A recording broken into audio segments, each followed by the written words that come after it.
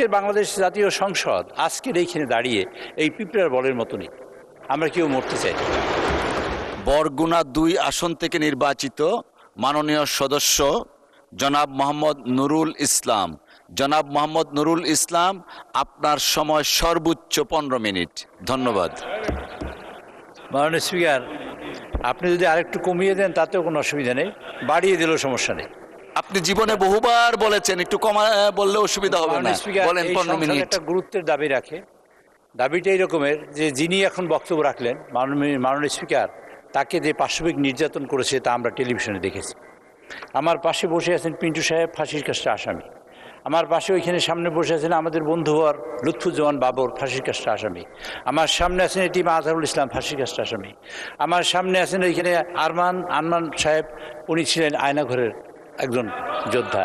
আর এইখানে যারা দেখেন যত মানুষ এইখানে আছেন, যত সদস্য এখানে আছেন এবং সামনে এবং পিছনে জেল খাটে নাই, মামলার শিকার হয় না এমন কোনো মানুষ এখানে এই সংসদে আসে নাই। মাননীয় স্পিকার,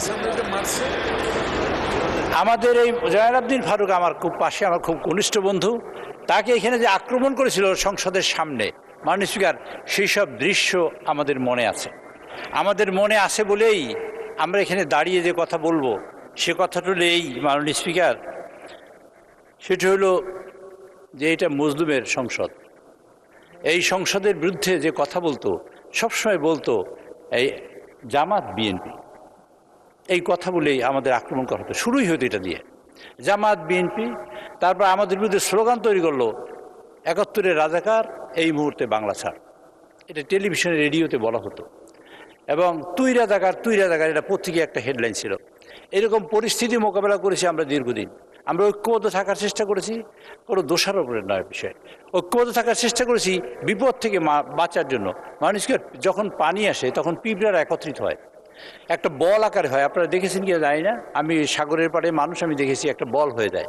তা নিচে যে পিঁপড়াটা পড়ে সেটা আবার উপরে উঠে, উপরে পিঁপড়াটা নিচে যায়। এরকম তারা শ্বাস করতে করতে বেঁচে থাকে, একটা বলের মতন। তারা কেউই মারা যায় না, সবাই বেঁচে থাকে। আমি মনে করি আজকের বাংলাদেশ জাতীয় সংসদ আজকের এইখানে দাঁড়িয়ে এই পিঁপড়ার বলের মতনই আমরা কেউ মরতে চাই। আমরা বাঁচতে চাই সবাই মিলে, আমরা বাঁচতে চাই দেশটাকে নিয়ে, আমরা দেশটাকে বাঁচিয়ে তারপর আমরা বাঁচতে চাই। সেই দায়িত্ব নিয়েই আমরা এখানে বসেছি। আমি আমাদের বিরোধী দলের অনেক বন্ধুদের কথা শুনেছি, বিরোধী দলীয় নেতা এবং উপনেতার কথা শুনবো। মাননীয় স্পিকার, আমি শুরু করতে চাই এমন করে যে আমাদের নেতা জনাব তারেক রহমান সংসদে দাঁড়িয়ে প্রথম অধিবেশনে যে কথা বলেছিলেন তার একটি লাইন উদ্ধৃত করতে চাই। আমি বিরোধী দলের নেতার কথা উদ্ধৃত করব। সেটা হলো, আমি বিশ্বাস করি আমাদের দল মত কিংবা কর্মসূচি ভিন্ন হতে পারে, কিন্তু তাদের দায়মুক্ত, ফ্যাসিবাদ মুক্ত, স্বাধীন, সার্বভৌম, নিরাপদ এবং স্বাবলম্বী মানবিক একটি বাংলাদেশ প্রতিষ্ঠায় আমাদের মধ্যে কোনো বিরোধ থাকবে না, থাকতে পারে না,